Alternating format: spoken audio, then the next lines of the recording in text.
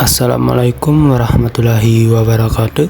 Perkenalkan, nama saya Muhammad Faisal dengan NIM 202400101506 dari kelompok 13. Di sini saya akan membahas kurva biaya jangka pendek dan jangka panjang. Sebelum memasuki pembahasan kurva biaya jangka pendek dan jangka panjang, mari kita bahas apa itu biaya produksi. Biaya produksi adalah dana atau modal yang dikeluarkan oleh suatu perusahaan selama untuk mengolah bahan baku untuk menghasilkan suatu produk yang dipasarkan atau dijual. Dan selanjutnya itu ada unsur biaya produksi. Yang pertama yaitu biaya bahan baku. Biaya bahan baku yaitu biaya yang dikeluarkan untuk membeli bahan atau material yang digunakan untuk memproduksi barang. Yang kedua yaitu biaya tenaga kerja, yaitu biaya yang dianggarkan dan dikeluarkan oleh perusahaan untuk membayar jasa karyawan yang berperan dalam memproduksi barang. Yang ketiga, biaya overhead pabrik, yaitu biaya yang dikeluarkan untuk pemeliharaan pabrik, mesin-mesin penunjang produksi, sampai biaya sewa tempat. Selanjutnya, jenis-jenis biaya produksi. Yang pertama, biaya tetap merupakan biaya yang harus dikeluarkan tiap bulannya oleh perusahaan dengan jumlah yang cenderung tidak mengalami perubahan, seperti biaya sewa gedung dan gaji karyawan. Yang kedua, biaya variabel adalah biaya yang dikeluarkan yang besarnya bergantung pada jumlah produksi barang yang diinginkan. Jika jumlah produksi tinggi, maka biaya variabelnya juga akan bertambah atau tinggi. Yang ketiga, biaya rata-rata adalah biaya barang per unit yang berasal dari total biaya produksi, kemudian dibagikan dengan jumlah barang yang dihasilkan dari proses produksi. Yang keempat, biaya marginal adalah biaya tambahan yang dikeluarkan perusahaan untuk meningkatkan proses produksi. Yang kelima, biaya total adalah total dari biaya tetap dan juga biaya variabel. Biaya total ini merupakan total biaya yang dikeluarkan dari seluruh pengeluaran dari bahan baku, biaya operasional, sampai biaya untuk memasarkannya. Selanjutnya kita membahas biaya jangka pendek dan biaya jangka panjang. Apa itu biaya jangka pendek? Biaya jangka pendek ialah perhitungan biaya produksi yang mana sebagian faktor tidak dapat mengalami penambahan jumlah. Dalam jangka pendek atau short run, jumlah kapital adalah tetap atau tidak berubah. Jangka panjang yaitu jangka waktu di mana semua faktor produksi dapat mengalami perubahan. Jumlah dari faktor produksi yang digunakan perusahaan dapat ditambah apabila memang dibutuhkan. Dalam konsep biaya jangka panjang, semua biaya dianggap sebagai biaya variabel atau variable cost. Tidak ada biaya tetap. Dalam jangka panjang long run, baik kapital maupun labor adalah variabel dapat berubah.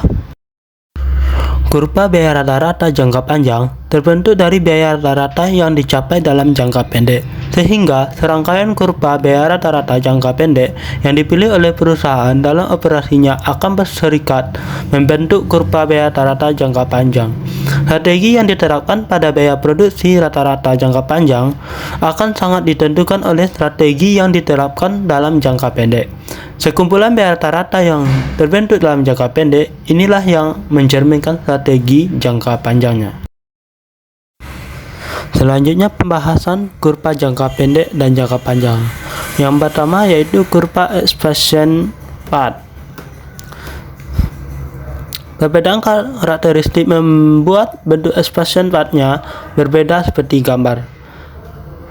Ketika perusahaan beroperasi pada jangka pendek, biaya produksinya tidak dapat diminimumkan karena tidak fleksibelnya penggunaan modal sebagai ini. Untuk long run expansion path-nya, itu berupa garis lurus dari titik 0,0 kemudian naik ke kanan atas. Sedangkan short run expansion path-nya itu garis yang melengkung.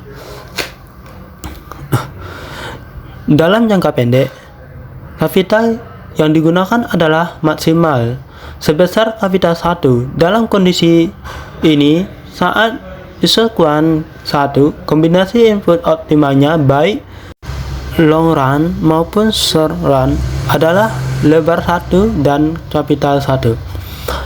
Namun perusahaan ingin menaikkan produksi menjadi isokuan 2, terjadi perbedaan kombinasi input optimal Dalam long run, kombinasi optimalnya adalah lebar 2 dan kapital 2. Sedangkan dalam short run, karena kapitanya tidak bisa diubah untuk mencapai output sebesar isokuan 2, mau tidak mau dengan menaikkan lebih besar atau tinggi, yaitu di titik kombinasi lebar 3 dan kapital 1. Perusahaan mempunyai kapasitas optimal untuk barang dan jasa. Saat output yang dihasilkan sedikit, tentu ukuran perusahaan yang kecil dengan kapital yang lebih kecil lebih menguntungkan. Dan jika saat output yang dihasilkan ingin ditingkatkan, tentu penggunaan kapital yang lebih besar lebih menguntungkan. Fleksibilitas dalam penggunaan kapital atau menyesuaikan ukuran perusahaan dalam jangka panjang ini adalah yang membuat average total cost atau ATC dalam jangka panjang lebih rendah dibanding pada saat jangka pendek. Selanjutnya, pembahasan kurva average total cost atau ATC. Bisa dilihat seperti pada gambar. Misalnya perusahaan berdasarkan CJ, S, M, dan L. S itu yang warna biru, dan M warna kuning, dan L warna hijau. Masing-masing mempunyai kurva short run ATC. Dalam jangka panjang atau long run, perusahaan bisa memiliki ATC paling efisien. Dalam long run, jika berproduksi kurang dari isokuan A, perusahaan akan memilih ATC tips S, maka banyak kapital yang digunakan relatif kecil.